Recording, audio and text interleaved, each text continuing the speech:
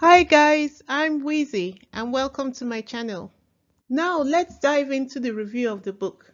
Having completed the first section of the book, we can now begin the second section entitled Bloody But Unbowed. Harry says, the Ministry of Defense told the world in February 2007 that I was deploying, that I would be commanding a group of light tanks along the Iraqi border near Basra. It was official, I was off to war. I don't know how it makes sense that the Ministry of Defense would announce that Prince Harry was going off to war. I have been staring at this part of the book very confused, trying to make it make sense. Even Stevie Wonder would have been able to see the obvious risk involved in announcing Harry's deployment to the public. And so I'm at a loss as to why this was done. It's so easy to predict what was going to happen next. If anyone in the comments understands the reasoning behind this, please let me know. And indeed, the news was splashed all over the newspapers, tabloids, and news on TV. Here is an example of such an article on the screen. Britain's Prince Harry to serve in Iraq. Britain's Prince Harry, who is third in line to the British throne, is being deployed to Iraq, the Ministry of Defense said on Thursday. What the hell? And sure enough, the insurgent leaders in Iraq had a ready response. We were in a war after all. Harry writes, we are awaiting the arrival of the young, handsome, spoiled prince with bated breath. There was a plan for me, the insurgent leader said. They were going to kidnap me, then decide what to do with me. Torture, ransom, kill. In seeming the contradiction of this plan, he concluded by promising that the handsome prince would return to his grandmother without ears. I remember hearing that and feeling the tips of my ears grow warm. I flash back to childhood when a friend suggested my ears be surgically pinned back to prevent or correct the family curse. I said flatly no. And of course, when Harry mentioned the family curse and ears, I was curious to find out what he was talking about. I went looking for pictures of Harry and his father, which actually shows their ears as large as wings. It only goes to show that everyone has their perceived insecurities, because I never really noticed the ears before Harry mentioned it in his book. And in good fun, here is a collage of pictures of Harry and King Charles. And another one, even Edward suffers from the same big old ears. As would be normal, the military did their job and cancelled Prince Harry's deployment after the threats. Harry writes, 2 months after announcing my deployment, the head of the Army Command, General Dannatt, abruptly called it off. Besides the public threats from insurgent leaders, British intelligence learned that my photo had been distributed among a group of Iraqi snipers with instructions that I was the mother of all targets. So the mission had simply become too dangerous for me, for anyone who might have the bad luck to be standing next to me.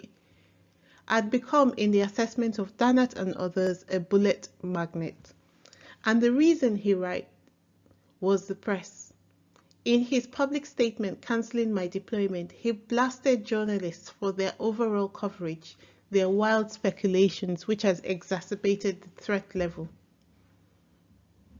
And of course, the press did not apologize for causing Harry's deployment to be cancelled, but went on to further sensationalize the cancellation of his deployment. On the screen, we have one of such articles discussing the situation. Harry, the mother of all targets in Iraq. And another one. Prince Harry's deployment cancelled. He had been cast as the warrior prince, the royal who, like a Shakespearean namesake, would lead his troops onto the breach of southern Iraq. But after weeks of speculation about the risks, not just to him, but to soldiers under his command, Britain announced Wednesday that Prince Harry, who is 22 and third in line to the throne, would not after all be heading out with his regiment when it deploys to the Basra region.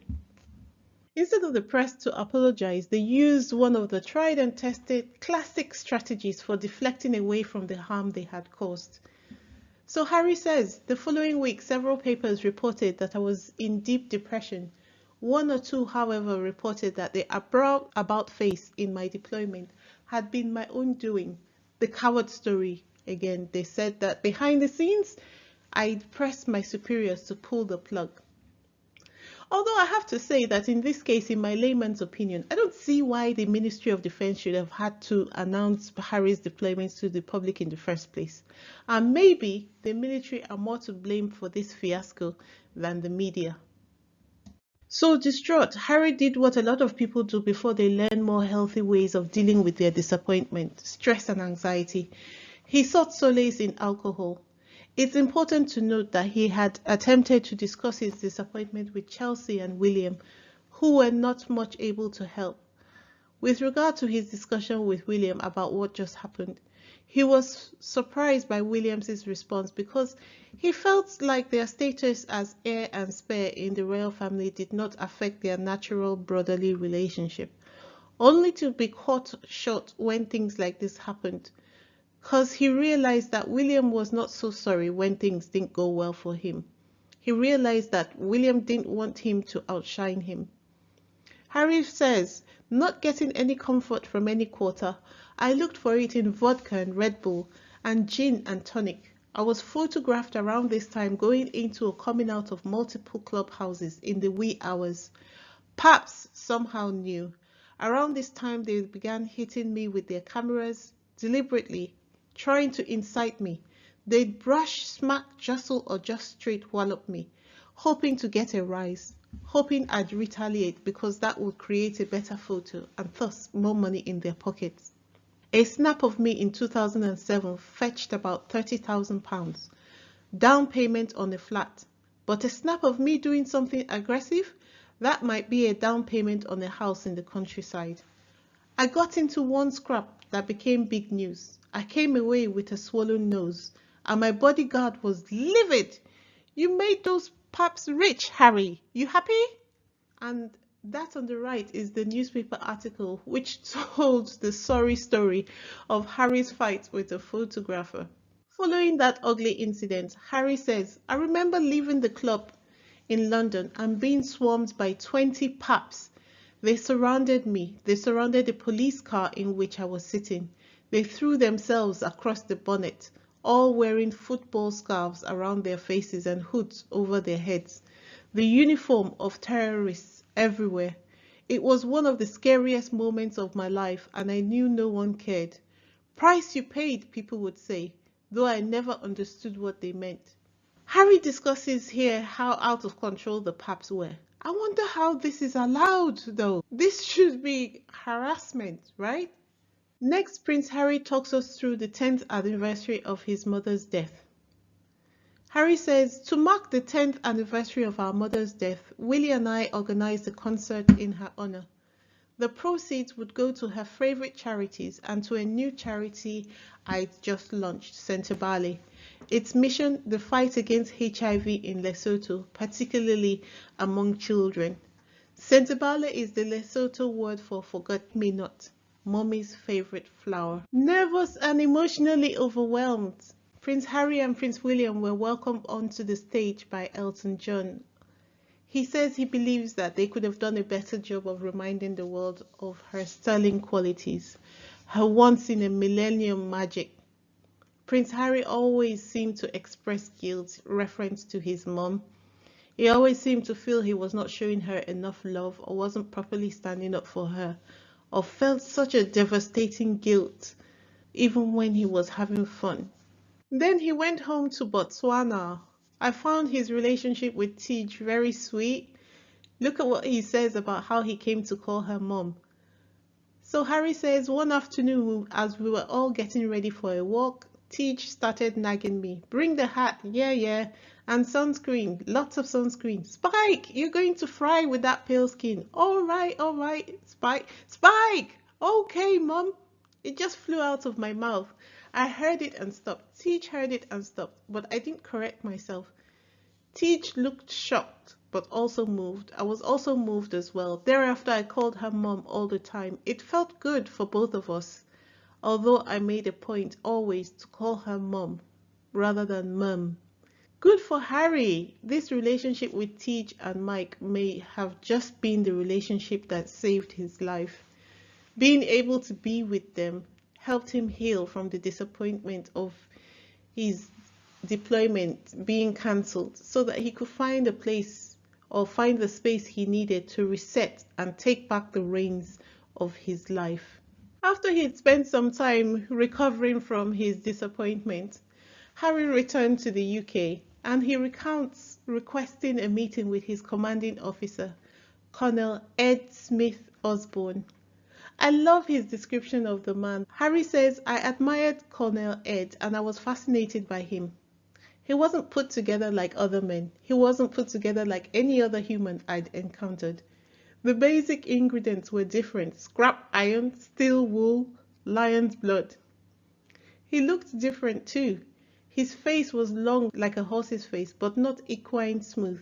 He had a distinctive tuft of hair on each cheek. His eyes were large, calm, capable of wisdom and stoicism.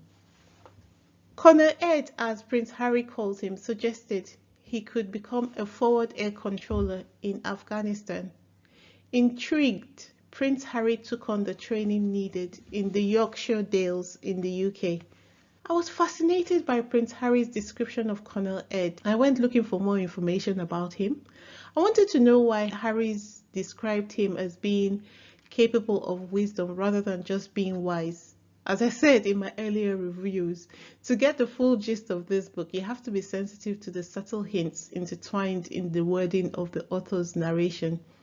I've seen that Prince Harry uses such descriptions to point you in the direction of things he wants us to know, but doesn't want to discuss fully in the book. Perhaps because he was focused on other things or wanted to prevent the mini stories from outshadowing the main stories in the book. After having gone down the initial rabbit hole of discovery, I discovered a fun fact. Colonel Ed Smith Osborne, now Lieutenant General Edward Smith Osborne, retired. Before his retirement, he was knighted by the Queen as Knight Commander of the Royal Victorian Order, and in 2019 he was appointed Gold Stick in Waiting to the Queen. Accordingly, his correct title now is Sir Edward Smith Osborne. I thought, wait, hold on a second. Gold Stick in what? So further down the rabbit hole I went, and I discovered that the Gold Stick and Silver Stick in Waiting are bodyguard positions in the British royal household. They are personal attendants to the sovereign on ceremonial occasions. Although now only in evidence on ceremonial and state occasions, the office of Gold Stick dates from Tudor times when two officers were placed close to the sovereign's person to protect him or her from danger. Okay, so the meaning and the politics of the situation is getting clearer, but still doesn't tell us the whole story. If I ever had an opportunity to ask Harry a question, this would be one of the questions I would ask Harry. What actually happened? What's the tea? What are you trying to tell us? What does this really mean? Because the turn of phrase just seems to imply that there's some shenanigans happen behind the scenes that Harry didn't want to really discuss in the book. I think I'm just nosy. I want to know everything. Anyway, we'll leave that alone for now and carry on with the review. So Harry says, Pa knew I was living at Knight's Hill and he was just down the road at Sandringham on an extended visit, and yet he never dropped in, giving me space. Oh God, how do we say neglectful father? And then getting interested in his son when he was doing something interesting. Harry says, then one day he looked up in the sky and saw a Typhoon aircraft doing low passes along the sea wall, and he figured it must be me. So he got into his Audi and hurried over. Then Prince Harry goes to describe the trip to Paris, where he asked to drive through the tunnel where his mother died. This does not surprise me at all. I would have been more surprised to find out that he had not gone through this process. Although I felt for him as his pain became more intense on the final realization that his mom was really dead, but I was happy for him because, painful as it was, I suppose this was a good step in the right direction as far as his recovery was concerned. He talks about how he went on a bender after the drive through the tunnel, outing himself for his behavior to his bodyguards, and then highlighted the fact that since he was born, he had never been without armed protection by telling us how he's stepping out for a cigarette on his own after he returned to his hotel after the bender was the first time in his life he had ever been anywhere without a bodyguard. I'm sure most of us cannot imagine living a life where having a bodyguard go everywhere with you is normal. But this state of affairs is what makes the royal family's decision to pull Harry's bodyguards without notice when him and Meghan stepped back from working as senior members of the royal family all the more cruel and, I dare I say, suspect. The royal family blamed the government for the decision, but with his father sitting on the zillions of pounds the royal family own, we can all agree that he could have made arrangements without having to wait for a stranger to help perform his duties. After all, what has Harry done? All he ever did was to step back from working as a senior member of the royal family. He didn't rob a bank or he didn't kill anyone. So why was the punishment so cruel? Anyway, thank God for Tyler Perry. May God continue to bless and protect you all the rest of your days. Amen. As for the royal family, you just keep making the situation worse, and every negative step you take against the Sussexes just leads you to the results you don't want. Now you've got a black man as the goddaughter to your granddaughter. Just saying. Sorry about the rant. Anyway, Harry writes, later after I'd had a sleep, I rang Willie. I told him about my night. Afterwards, we talked about the crash for the first time ever. We talked about the recent inquest, a joke, we both agreed.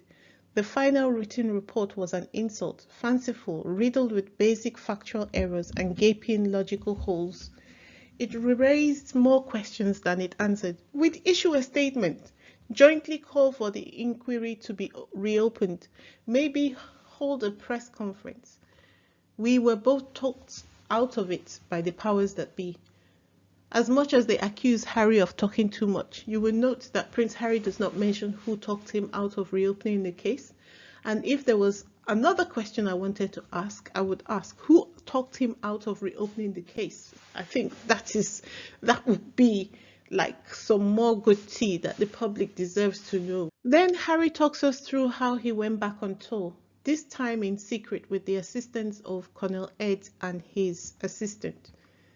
This time, the military had the good sense to keep it a secret, as they should have done the very first time. After passing a pre-action test to reaffirm his skills, he gained entrance to his base in Afghanistan. I must confess, I thought that this part would be dull and dry and impossible for me to read, but I found it quite easy to understand and very interesting actually. He talks us through meeting the person who mentored him on the job, Corporal of Horse Baxter. Through his interaction, we find out what we already know about Harry, his easy grace, his ability to connect with other people so easily. They shared joking retorts centered around the fact that they were both redheads. More than that, it showed that he did not stand on his position and didn't expect anybody else to do that either. Rather, he enjoyed the easy camaraderie.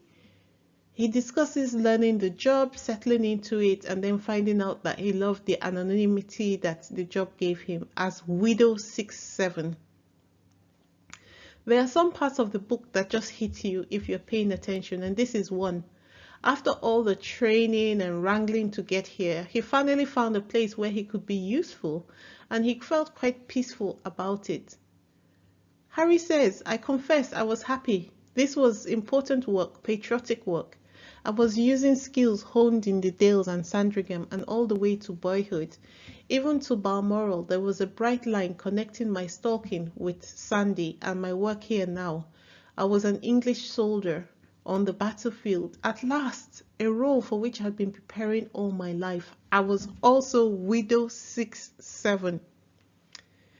For the first time, I was just a name, a random name, and a random number, no title. I savored the normality, wallowed in it, and also considered how far I'd journeyed to find it. Central Afghanistan, the dead of winter, the middle of the night, the midst of a war. How abnormal is your life if that's the first place you ever feel normal? And that's a newspaper article written about Prince Harry's code name, I suspect after he had returned from the war. He talks of spending time understanding the job at the first base he was posted to and then pleading to go to Gamsir, closer to the war front. He says he started pleading with his commanding officers, get me out of here. A few guys made the same plea but for different reasons. I was pleading to go closer to the front. On Christmas Eve 2007, my request was approved. I was to replace an outgoing FAC at Forwarding Operating Base Delhi, which was an abandoned Gamsir school. It was also home to a company of Gurkhas recruited from the Nepal, from the remotest villages along the foothills of the Himalayas. The Gurkhas had fought in every British war of the last 2 centuries and distinguished themselves in each one. At Sandhurst, the Gurkhas always played the enemy in military exercises, which also felt a bit ridiculous because they were beloved. Did you notice Harry's comments in the last paragraph of this slide, which says that the Gurkhas always played the enemy in military exercises? I wonder if Prince Harry recognized the institutional racism in making the Gurkhas play the enemy in the military exercises. Perhaps this is why he mentioned it. Anyway, he says, as I walked through Delhi, the Gurkhas always bowed. They called me Saab. Yes, Saab. No, Saab. I pleaded, don't. I'm just Lieutenant Wales. I'm just Widow 67. They laughed. No chance, Saab. Again, Prince Harry's easy grace in dealing with people, as he asked the Gurkhas to call him by his real name rather than the traditional royal name. Anyway, so Prince Harry talks us through the way the army supplied the Gurkhas with goats to cook with, how he refused an offer by the Gurkhas to do the honors of killing a goat. Harry says, as for the second goat, the Gurkha handed me the cookery, asked if I'd like to do the honors. I wasn't sure why I had said no, maybe because there was enough killing all around without me adding more. I flashed back to telling George that I absolutely didn't want to snip off balls. Where did I draw the line? At suffering, that's where. I didn't want to go all Henry VIII on that goat, mainly because I wasn't skilled in the art, and if I missed or miscalculated, the poor thing would suffer. Again, he introduces us to a part of himself, which shows his respect for other life, whether human or animal. This was also reminiscent of his description of his satisfaction with his kill from stalking during his blooding, and also refusing to snip the balls of the bulls when George offered him the chance to do so in America. The article on the right describes the relationship Prince Harry was able to form with the Gurkhas. You can see from the headline of the article, it says Prince Harry made honorary Gurkha by fearsome warriors he served with in Afghanistan. This is in line with what we know about Prince Harry's ability to get on with other people and become beloved by them. As always, I took the hint and went looking to see why Prince Harry had referenced Henry VIII. I thought I knew, but I wanted to be sure that what I thought was correct. So the reference to Henry VIII is reference to King Henry VIII, who was well known for beheading 2 of his wives. The article says Henry VIII, of course, he is well known for his 6 marriages, beheading 2 wives, his obsession with a male heir, and the break away from Rome. Continuing on, as he settled into his role and with the Gurkhas, Prince Harry describes the easy camaraderie he enjoyed with his fellow soldiers in the way he formed relationships and became mates with them. He was teased by them and learned to be confident in his job, acknowledging his mistakes along the way. He also showed that he was very aware of the geopolitics present in the undercurrent of the war, such as the fact that the Taliban funded their war with poppy, which was made into heroin. I admire the careful description of the army's humane treatment of the Afghan civilians, such as the story of the shepherd's bike, which was seized, cleaned, and then returned to him. So you can see that he had found his own rhythm within his work away from the press, only for him to be working one day and then, through the radio chatter, he discovered that someone had leaked the news of his presence in Afghanistan to the press. Harry says now the voices were saying more explicitly that Red Fox's cover had been blown, that he was exposed to the enemy and he needed to be extracted immediately. My mind flashed back to Eton and the fox I had glimpsed when stoned from the window of the Blue. So he really had been a messenger from the future after all. One day you'll be alone, late at night, in the darkness, hunted like me. See how you like it. An Australian magazine had outed me, told the world I was in Afghanistan. The magazine apologized for leaking the news, citing the fact that they had not been included in the embargo agreement with the press. Also stating, however, and more importantly, we do acknowledge that our actions in publishing the story can be reasonably viewed as insensitive and irresponsible. But of course, it was too late, and Harry was back home. As you can see on the picture on the right, he was royally pissed off. And I think I can say that Harry had a public rant, as seen in the article on the left of the screen.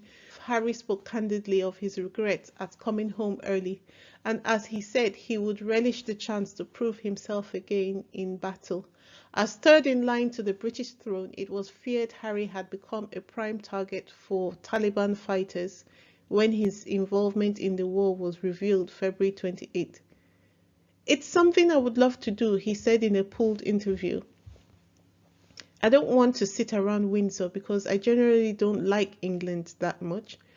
And it's nice to be away from all the press and the papers and all the rubbish that they write. With what?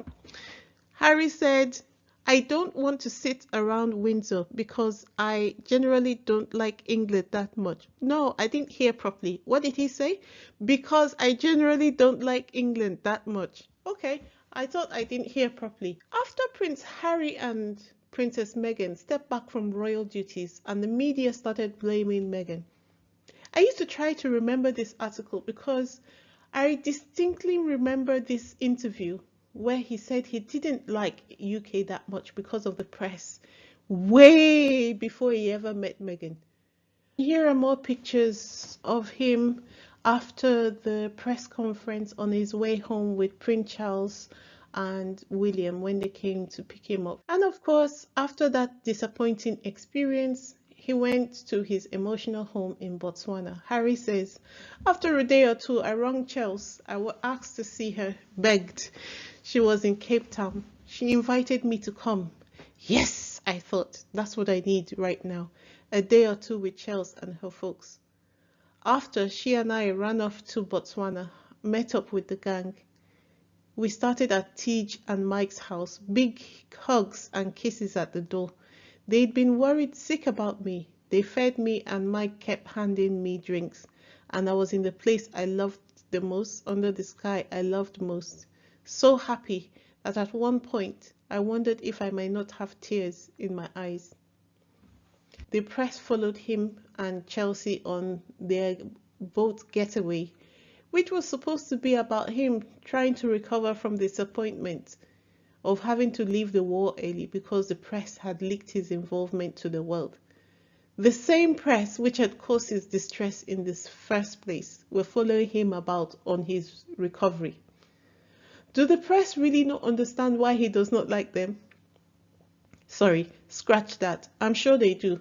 But reporting on Harry makes money, just like the hate campaign against Meghan makes the journalists money. And as said by one reporter, the hate campaign is $1 million industry. It's too lucrative for them to stop.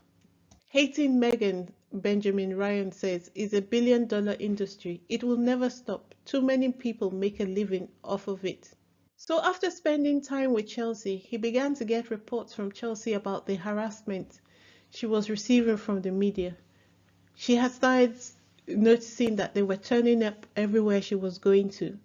And based on advice from Prince Harry and his bodyguard, they helped her find the tracking devices which had been placed by the media under her car. In the end, the pressure led them to break up, and then he met Caroline Flack. The media subjected Caroline Flack to the same kind of treatment they had inflicted on Chelsea, if not worse. Harry says within hours of the media being aware of his relationship with Caroline Flack, a mob was camped outside Flack's parents' house and all her friends' houses and her grandmother's house. She was described in one paper as my bit of rough because she had once worked in a factory or something. Jesus, Harry said, are we really such a country of insufferable snobs? Anyway, what you can see on the screen is the media analysis of Harry and Caroline Flack's relationship, which had been published at the time they were dating. So let's go through it and see how thorough they can be. On the left-hand side, you've got Prince Harry Windsor and Caroline Flack. Relationship, 2 months. Compatibility, 2 hearts out of 5 hearts. Then they've got about British TV personality Caroline Flack was born Caroline Louise Flack on 9th November 1979. We've got Harry's details as well. And then on the right hand side, you've got a couple comparison. Caroline Flack, age 29, her height, her star sign, occupation, hair color, eye color, nationality, and the same for Harry. Crazy! Crazy! Oh. Ultimately, they broke up because despite liking each other, the media harassment was just too much to bear. Anyway, having had time to recover from the disappointment of being sent home early from the war, Prince Harry resumed his fight to go back to the war. You might easily wonder why he was fighting so hard to go back to the war. Remember that Prince Harry had said earlier in the book that he wanted to be good, hardworking, and useful. Also, being away at war, he didn't have to deal with the press. Harry says, I went with JLP. JLP is his personal assistant to Kensington Palace for cocktails with General Dannatt. As we knocked on the door to the General's apartment, I felt jumpier than I had when leaving for war. The General pulled me a gin and tonic. We gathered in chairs, a sitting area. I took a big gulp and felt the gin go down and blurted that I needed to get back. I needed to do a full and proper tour. And General Dannatt suggested, what about becoming a helicopter pilot? Wow, I leaned back, hadn't ever considered that. Maybe because Willie and my grandfather and grandpa and uncle were pilots. I had always been keen on following my own line, doing my own thing. So Harry had told the general that he would think about becoming a pilot. In the meantime, the royal family sent Harry to America on a series of royal family business. And as part of the tour, Prince Harry visited the United States Military Academy at West Point. He also went to the Intrepid Sea, Air and Space Museum in New York, where he gave a speech. And as part of the tour as well, Prince Harry threw the first pitch at a New York Mets game after cementing a special relationship between the US and British forces. After a successful, triumphant solo tour, Prince Harry went back to visit Tej and Mike in Botswana. While he was there, he was asked to do some photography work for the shoot Tej and Mike were conducting. Whilst doing that, he pondered the irony of doing the work he hated the press for doing. He talked about filming the veterinarian who was attempting to dart an elephant so as to put a tracking device on the animal. Again, another device that he wasn't so friendly with. a tracking device just because of the amount of stress that tracking devices have caused him in his own life. I guess at that point he realized that the job and the tools were not the problem, but the purpose and how the tools were used.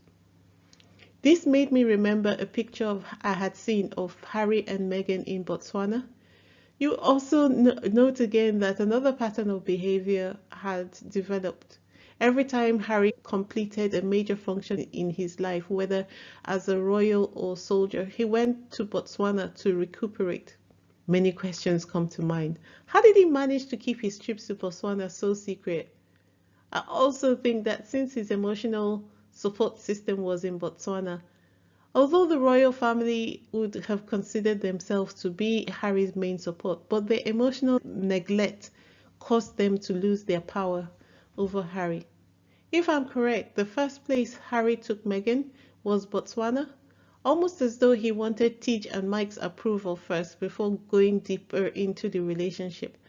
Perhaps he also wanted to see how Meghan reacted to being around Tej and Mike. He wanted to see how Meghan felt about a place that he treasured so deeply before allowing himself to fall in love. I'm being fanciful now, as if I can see Harry's mind. I just imagine.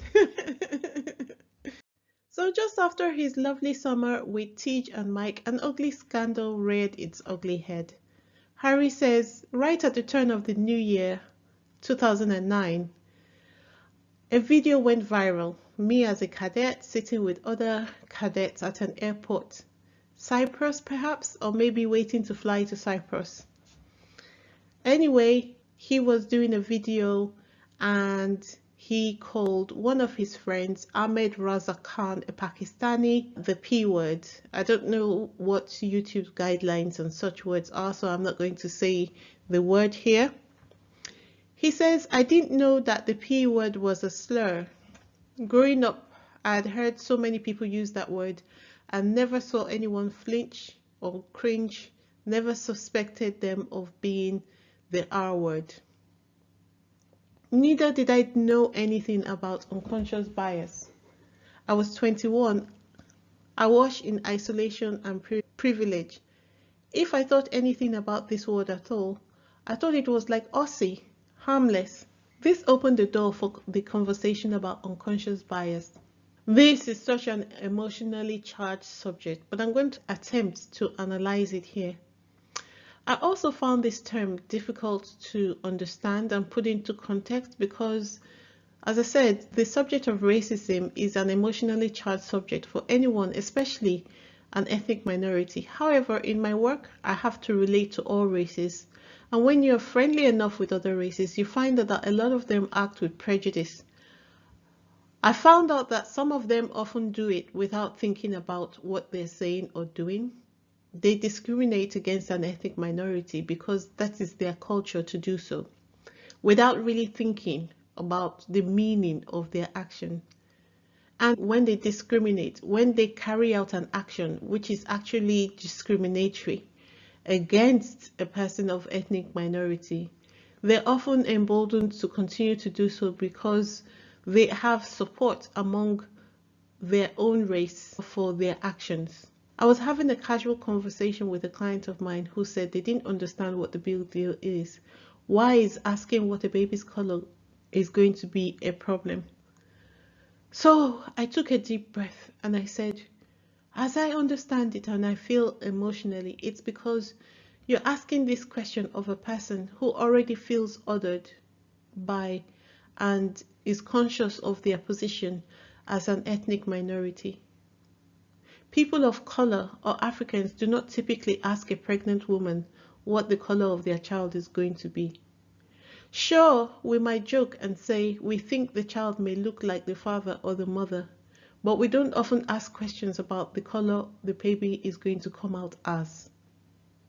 Asking such a question in an African or ethnic minority family, even without the concept of othering due to racial discrimination, would be considered rude, presumptuous, and tends to suggest a dislike of a particular color, whether darker or lighter as the case may be. Such an idea of othering a baby would be considered sacrilegious. More so because the discussion in question is centered around the color of an unborn child among a race of people who believe that children are a gift from God. Okay, I'm going to get off my soapbox now, but this is my summary on the discussion around unconscious bias and what it means and why the question around what Archie's skin color was going to be was so offensive. As you can see in the newspaper article, Harry was properly slated for his comments in the news. Prince Harry described how sorry he was and apologized for using the words. He also personally apologized to his friend who he had been talking to in the video. I believe Prince Harry had to go for racial sensitivity training, and after the training, he tended to call out racism whenever he came across it afterwards, and has said himself that he's still on the journey of learning to do better. But of course, anytime he says anything that the British media does not like, the British media want to shame Harry by bringing up his racially insensitive past. So, as a Twitter user said, Prince Harry has changed. They are mad that he has changed, but also keep reminding him of his past mistakes. What the F do you want from this man? Just because you love to racism doesn't mean he does. He is a grown man, has changed for the better. Some of you are stuck in the past, and I say here to that. Indeed, you see the journey from someone who was comfortable with his friends, with someone in blackface and a Ku Klux Klan outfit. He has used his experience to speak against racism. To me, this is a very satisfactory evolution. Every human should be given the grace to learn from their mistakes and to grow from it. I believe this is why Harry says that there is such a thing as unconscious bias. So, in this section of the book, you see the character of Harry emerge. If I was to build a profile of Harry's character, I would say he was the following. In spite of his privilege, quite humble, easygoing, aware of his position, observant, hardworking, self-aware, loving, dedicated, committed, loyal, stronger than he thinks. A lot of people who have had to deal with the constant press intrusion, which caused Harry such emotional distress over the years, have become basket cases. It's not surprising that he resorted to alcohol to deal with the stress, as he had a lot of stress. Such public humiliation and stress. I am extremely happy for him that he found Tej and Mike. That relationship was a lifesaver for him. And then he found Megan and his life was complete. Again, pretty please subscribe, comment, share, and thank you for watching. Until the next time, bye.